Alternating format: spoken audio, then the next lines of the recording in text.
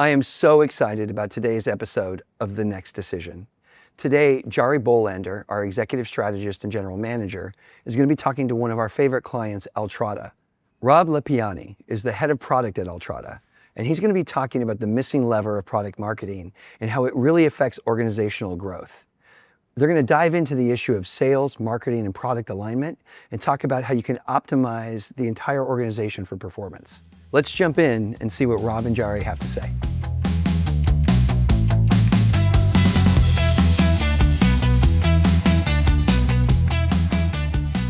Hey everyone, my name is Jarie Bolander, and welcome to the Next Decision podcast, where we talk about all things B2B sales, marketing, go-to-market, all that fun stuff. I'm here today with Rob LePiane, who is the Chief Product Officer over at Altrata. I got it right! Thanks for being here, Rob. Super happy to be here. Thanks for having me, Jarie. Yeah, it only took me 20 takes to get your name right, but that's okay. Before we get started and talk about the topic today, which is going to be product and marketing alignment, which is a huge, huge challenge, I know, for lots of people. Why don't you just, give us a quick background of, what you're doing and where you're from? Yeah. So a little background on myself. Been in B2B SaaS for about 20 years. Well, it makes it sound longer when I say it out loud. Had the fortune of being part of teams in a number of different industries, from financial services to retail and pharma, across a lot of different teams as well. Have some experience in product and program management, certainly, but also areas like quality assurance and client services and support. So I haven't done a little bit of everything, but I've done a little bit of a lot of things, I guess you could say. That's always good, yeah.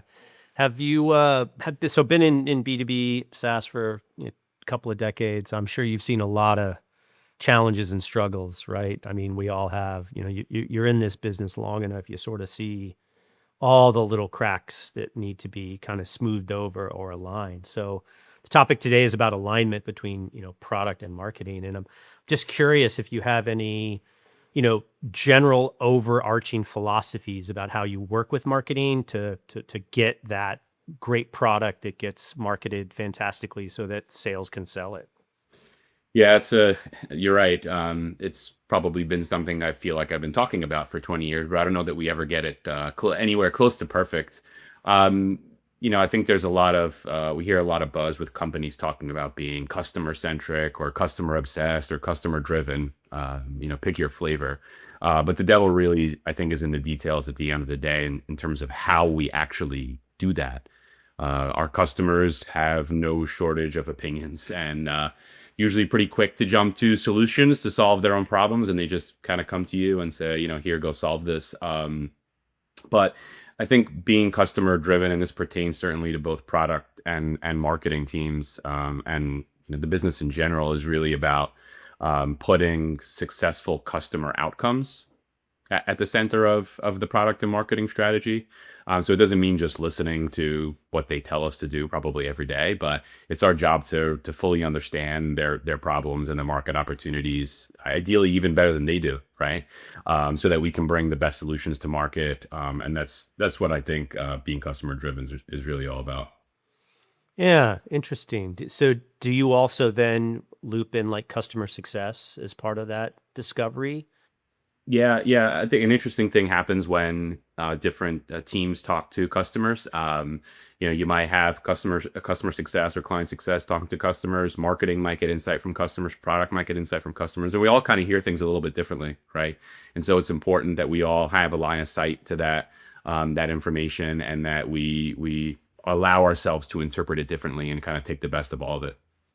Yeah, that whole, I just wrote down the many voices that sort of kind of come in, and of course, every department's got its own, cross to bear, right? It's got its own thing Right. it needs to do and optimize for. And I'm just curious if is there a framework that you use or something that you've learned over the years, or if something you've stolen or whatever, maybe not stolen, maybe borrowed, but, with asking about how that works together. Because, and the reason I bring this up is, here at Decision Counsel, we work with a ton of different companies. And one of the things that we find is that there's always friction at the interface and then handoff. It's always, for whatever reason, from one group to the next group, that interface friction is, I don't know, maybe it's just me, but it just seems like there's always like something always gets missed. And I'm just curious, like any framework that you've used to sort of make sure stuff doesn't get missed? In terms of just collecting customer feedback or more in general about alignment of the teams? Actually, that's a good point. Why don't we start with just aligning the teams first, and then specifically, if you do have something about customer feedback, Yeah. I think that'd be great. Yeah, I think in terms of, the alignment of product and marketing teams in general, I would say, there's probably a top-down answer and maybe a bottom-up answer. And I think about, strategic alignment across the teams as being super important. In any given day, teams are super busy writing user stories or tear sheets, doing all the day to day. And so we have a lot of motion, but we don't always necessarily have the progress we want. And I think that can happen when we have a lack of alignment at the strategic level about what teams are focused on. Right. So, particularly as you mentioned, the interface point, right? You're talking about two teams that interface a lot, and that interface has to work really well for a company to be successful. So alignment at the top strategically is super important. And then maybe more of a bottom up sort of version of this is, in that day to day, people are working together constantly. When we have what I would say is like a lack of integrated processes, it could lead to overlapping responsibilities, finger pointing, gaps in ownership, you name it. It's kind of that friction that lives at the bottom in the day to day, right? And so it's a common issue with any two teams that work together. But unless you've got a really high functioning autonomous team, they're going to need some sort of process support to operate efficiently. So yeah, two views, I would say. One is ensure we have some strategic alignment at the top, but also some good foundational processes at the bottom. Interesting. And how would that apply to like customer support and customer service? Like, Yeah, so a good, to your point about feedback, that's a good kind of operational on-ramp to product and marketing, right? Is you're talking about an organization that's dealing with customers all day long, and Yeah. any little bit of information that product and marketing teams can get about customers is always gold. So you need some good process to collect that sort of data at scale, right? So it might be ways that you roll up interactions that your customer success team has with customers so that you can see what issues and challenges are happening at scale. But sometimes, it's good old fashioned person-to-person conversation, right? Building those relationships across the teams and making sure that the client success teams know the types of information that gets product and marketing teams excited because they're looking for it. And usually when you have that sort of alignment on kind of what's important, you find that the phone rings or the Teams rings or the conference software of choice. We don't really use the phones anymore as much. yeah, not It anymore. starts to happen, right? Interesting. Yeah. Yeah. Because I mean, I love the whole tops down, bottoms up framework because, strategy is meant to align the teams. Without good strategy, there's no alignment. Without alignment, there's no execution. At least that's the way I see it. And I like the whole idea of the bottoms up approach to really like what are the processes that are going to help us collaborate. And I don't think you mean, and correct me if I'm wrong, I don't think you mean like the teams or the tools or whatever, but the integrated flow of how we build and deliver products to market. That, I mean, maybe this is just me, and I love your thoughts though.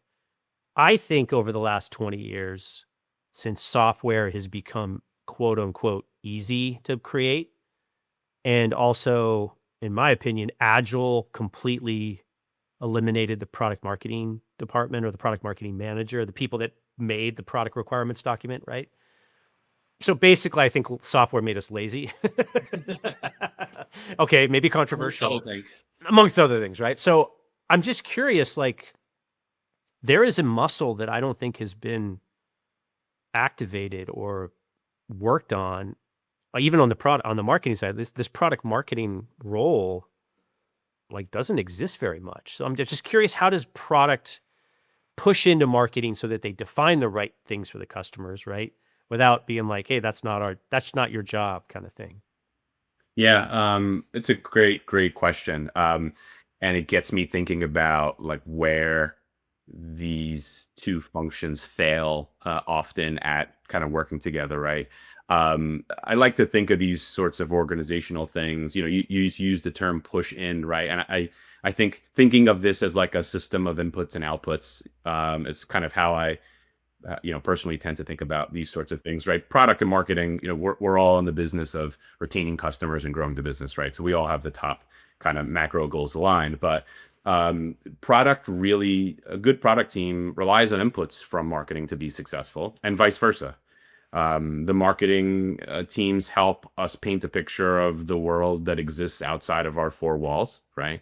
Our customers' unmet needs, our competitive landscape, how our value proposition and products resonate in the market. And if you're a product leader listening to this, you should be asking yourself, how good of a job can you actually do in your work without those inputs, right? So there's a reliance on the work that our peers in marketing are doing. And when there's a misalignment there and we are not doing good product work with those inputs, chances are we miss on things like product market fit.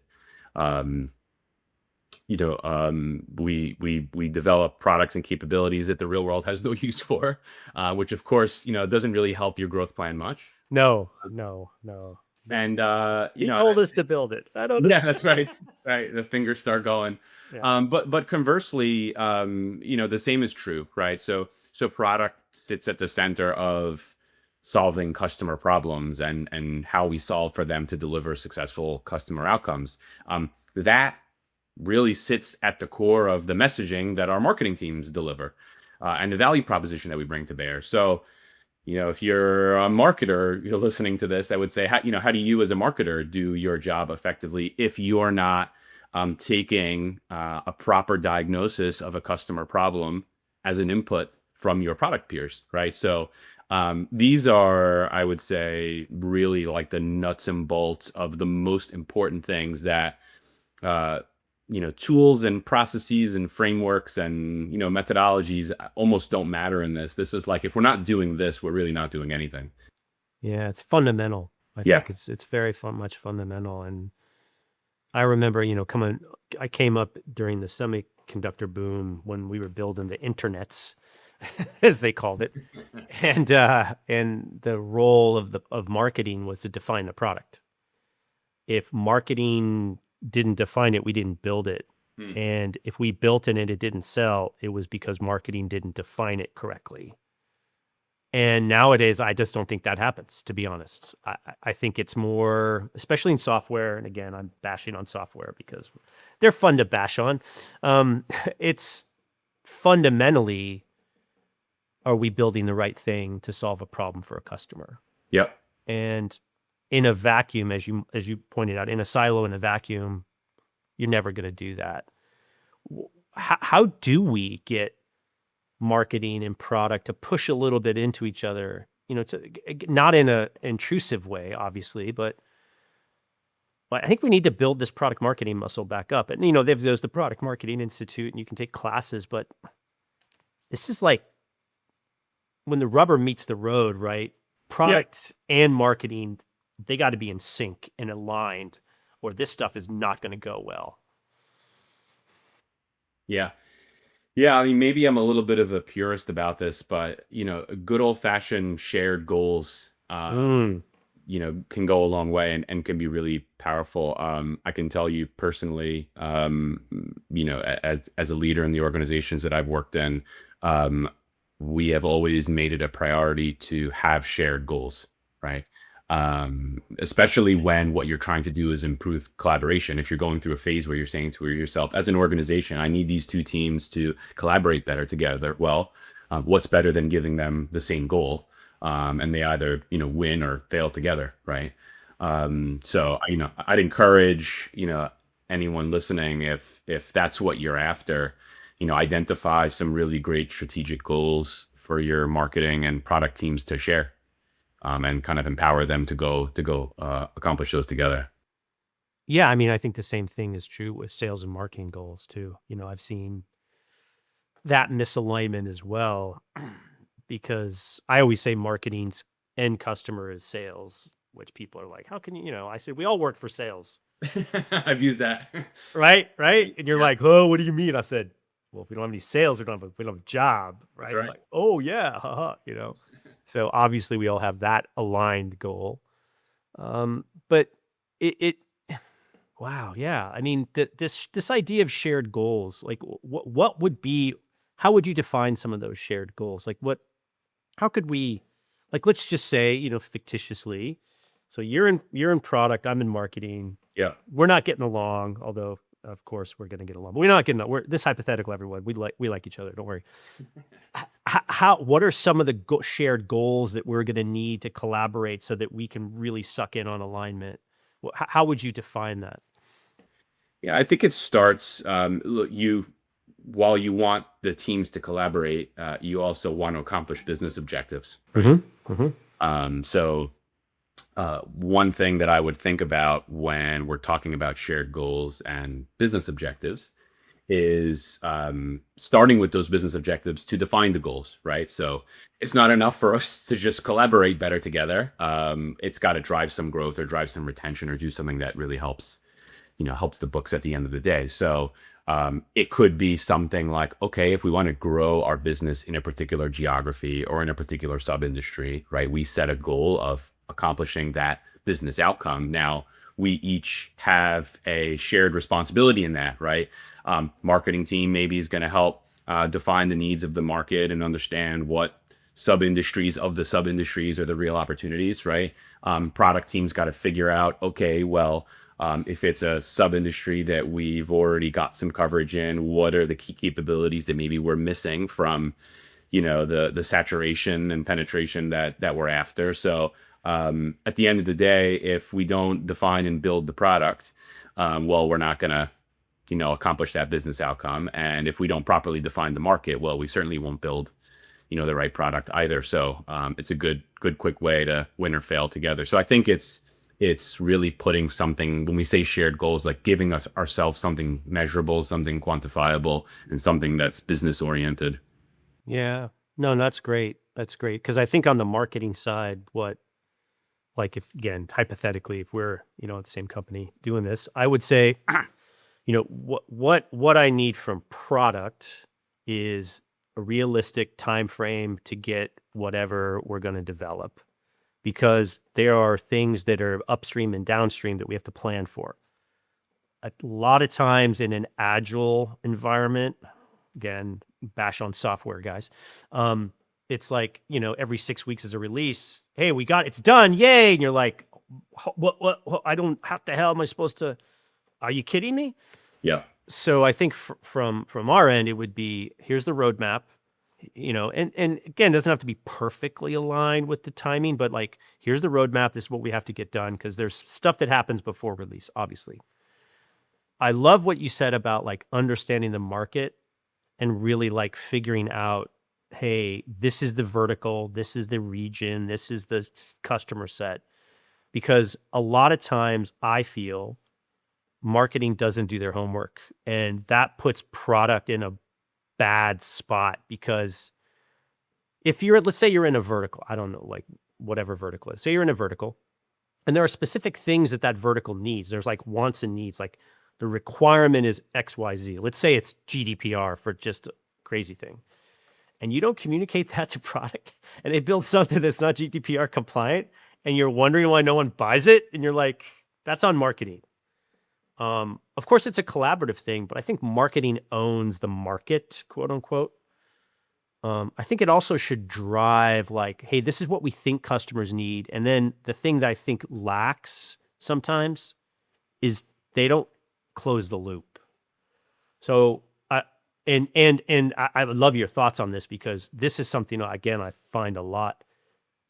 Hey, marketing defines something, product build it, we go to market, things are happening, but sometimes we just don't close the loop and like, okay, what worked, what didn't work. Yeah. I'm curious, have you been at places where they've done that, or how was the best way to do that? Yeah, yeah. I think you're touching on an important part of this, which is, there's a hypothesis somewhere built in there, and there's some discovery that needs to happen, and then there's some validation that needs to happen, right? So, if we think we have this opportunity and we think GDPR is a requirement, right? Well, what are we doing to validate that before we go off and try and build something, right? So let's go through the discovery process. Let's make sure that what we want to build will actually solve our customers' problems before we actually start writing code. And look, sometimes I think what happens is you have a really good idea, you expect that it's going to solve a problem, and while it might help, it may not completely solve the problem or capture the market opportunity that you're after. And so that's where I think the feedback loop, Jarie, that you're talking about comes back in, which is some measurement, right? I know that OKRs have a long history, and they can be for some people they can be polarizing. Everybody's got their own kind of good and bad experiences, but I don't think anyone would argue with the idea of measurement, right? We need to do something, measure its outcomes, see if we've accomplished our goal, and if we haven't, then we either go back to the drawing board or we move on. Yeah, and usually that's mostly a marketing thing that they don't like goals, OKRs. This is so fuzzy. But the way I think of it, and it's probably because I have an engineering background, so that's probably the reason why I have this disposition. But I always think of it as an experiment, so I have to have an hypothesis and I have to have data to back the experiment up. Basically, in my opinion, marketing is just a series of experiments to kind of stumble your way to figure out really what to do. Because I think and correct me if I'm wrong, I think a lot of product people don't understand the complexity of marketing, in that it is not an exact science like engineering. It's just not. It's so much noise and so much. It's creative. It's this. So you hit it right there, right? It's this whole right. It's like this soup, this milieu of just like, and people are like, it's what reason why marketers are a little nutty, drink too much espresso, and occasionally have too many glasses of wine. Well, not me. I don't drink anymore. But I can, there is definitely a tension between development. I mean, you're not bending space and time, unless you're really bending space and time. Like, it's deterministic. It's just going to take time. You could pretty much build anything, full stop. I think on the marketing side, it's a fuzzy thing. And it's more art and less science. It's more art and less science. Exactly. Yeah. And so I'm wondering from a backwards and forwards education piece, because I know that because I used to do what you do, build stuff. Now I just market stuff. So, I went to the dark side. But what are some things that marketers need to know about product in order to have them have a better relationship, one, and then two, I'll do the same thing that product needs to know about marketing. Yeah. This, we probably could, dedicate key episodes just to this topic. I know. Yeah. I think, one of the areas where I think these teams really need to be on the same page is in the area of, and it's less about what marketing needs to know about product as a function and vice versa. But I think what you said made me think for some reason a lot about our competitive differentiators, right? And the space in which we play in, right? Because as a product team, you need to know where your strengths and weaknesses are of your product. And your marketing team can help you with that immensely. At the same time, I'm sure as anyone in marketing listening to this podcast would agree, knowing those competitive differentiators and where your product is good and not as good is very important to the way you talk about your solutions. So I think there needs to be some shared understanding of what those things are amongst the teams. It can be even trickier because we're talking about something that's very dynamic, right? We're releasing product regularly, and so what we're good at and not as good at is changing. Our competitors are doing the same. So it really requires a good alignment between the teams to make sure that they're constantly reassessing, hey, how does our solution kind of stand up against our competitors? Where have we made some progress? Where have we not made some progress? Because I think each team has their own really selfish but very important need for having that information. Oh, totally. Oh, totally. Yeah. Yeah, and I think what product people should know about marketing is that it's clearly not an exact science. Yeah. So if you want 100% certainty, don't come to us because there's like, and if we're batting 500, we're doing really fantastically awesome, in my opinion. That is not, my opinions are my own on this.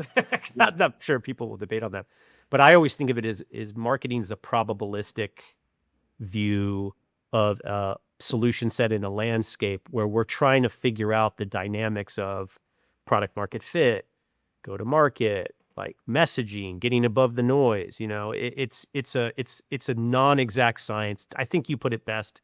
It's more art than science. There's science behind it, but it's more art than science.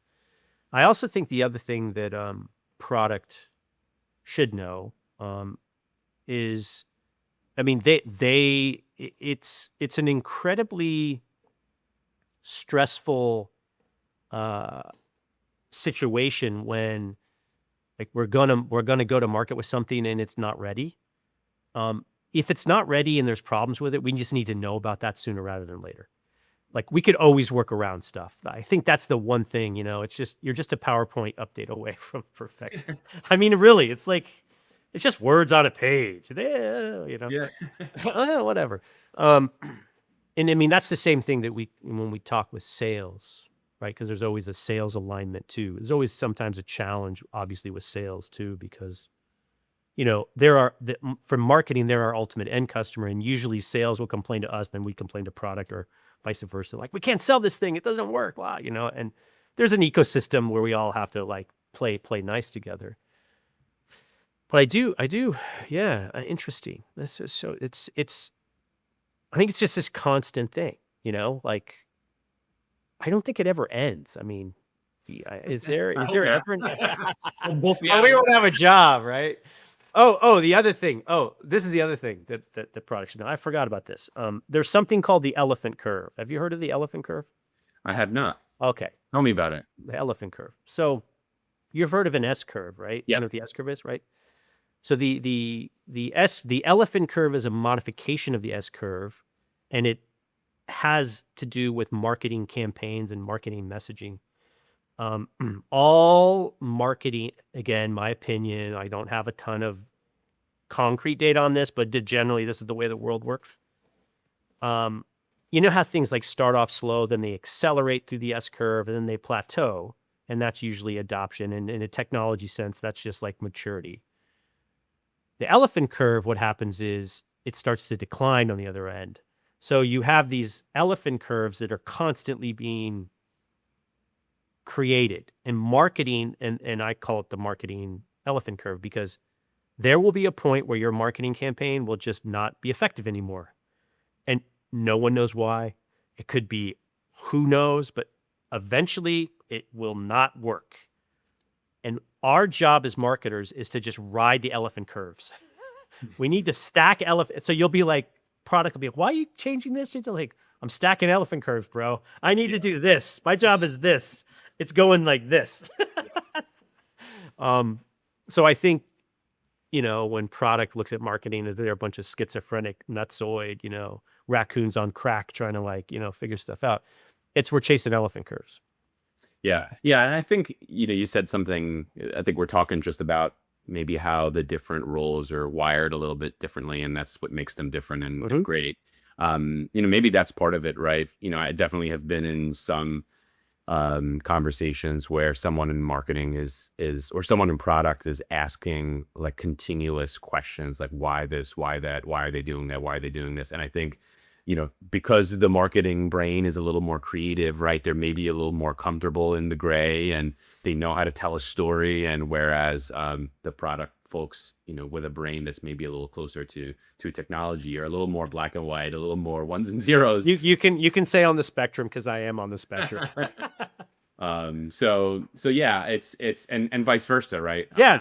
To your point, a product person, a marketing person is going to come back and maybe interview a product person about a particular capability like 3 times, and the product person is going to say like, didn't we already talk about this? And they're going to say, I'm trying to, kick off another elephant curve, right?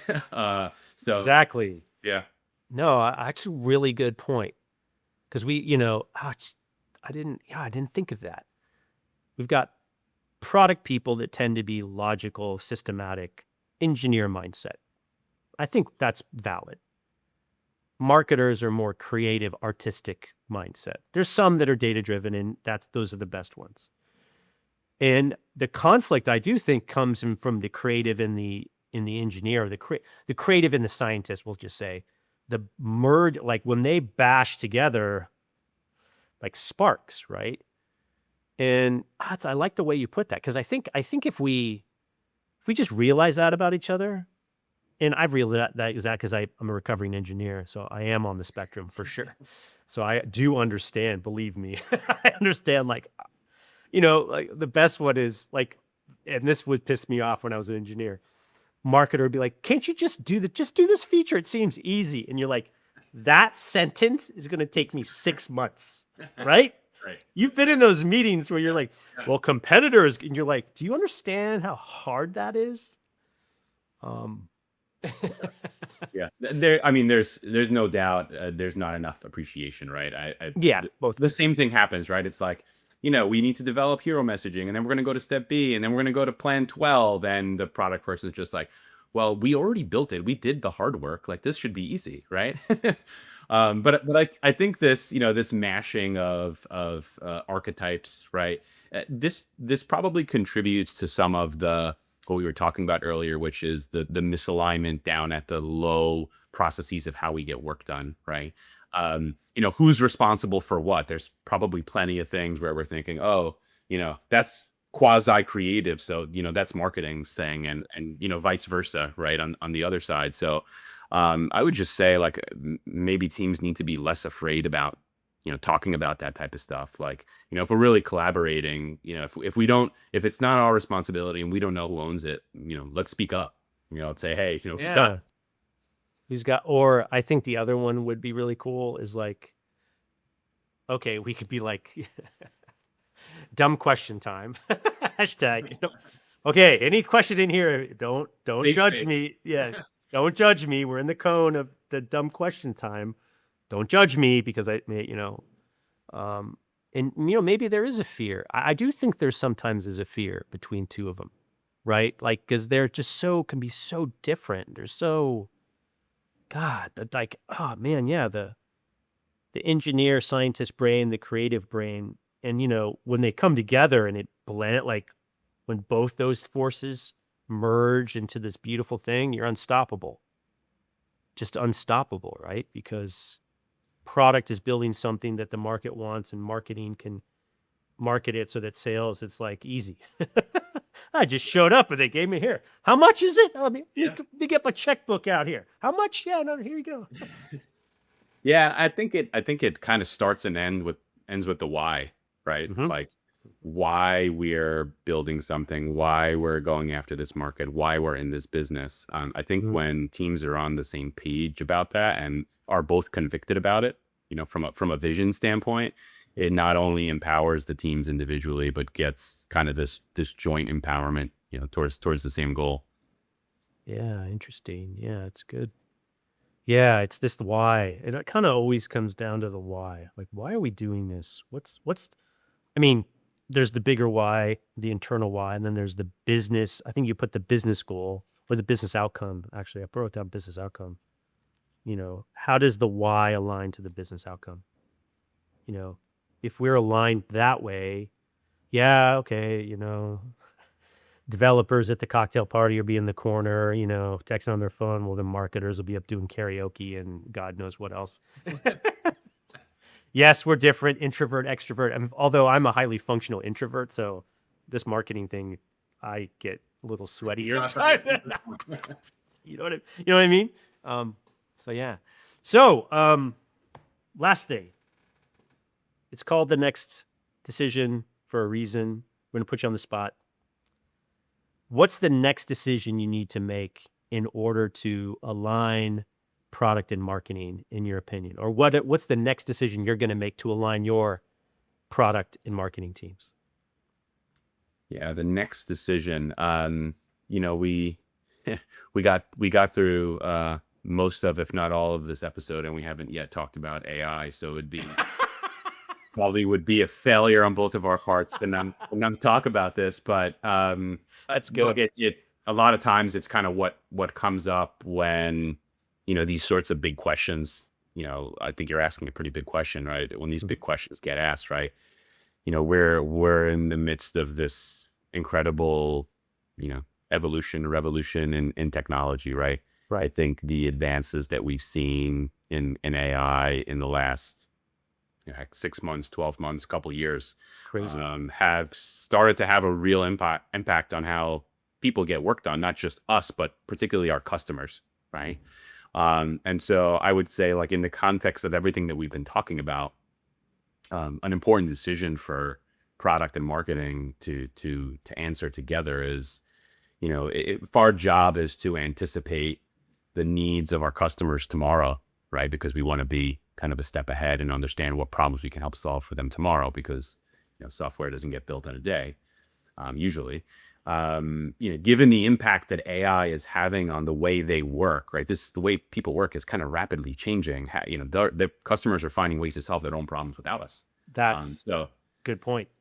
how do we better anticipate the future needs of our customers, given the amount of change that AI is creating in the way they do their work? That is a super important one for us to answer, because we have to answer it faster than we used to have to answer this sort of question, because the effect that technology is having is profound at this stage, right? Oh yeah, the scale, the scope, and the speed, it's mind-boggling. That is a lot of our clients. The next decision they have to make is, how is AI going to affect my business? And I like how you brought up, like, customers are solving their problems without us. That's okay. Like, Yeah, that's right. that's a little scary, right? Yeah, and we were talking earlier about kind of talking regularly on the assumptions and our strengths and weaknesses and what our customers need us for and what their problems are. What's changing each time we have the conversation is some new evolution of product, of technology has happened that changes our customer's life.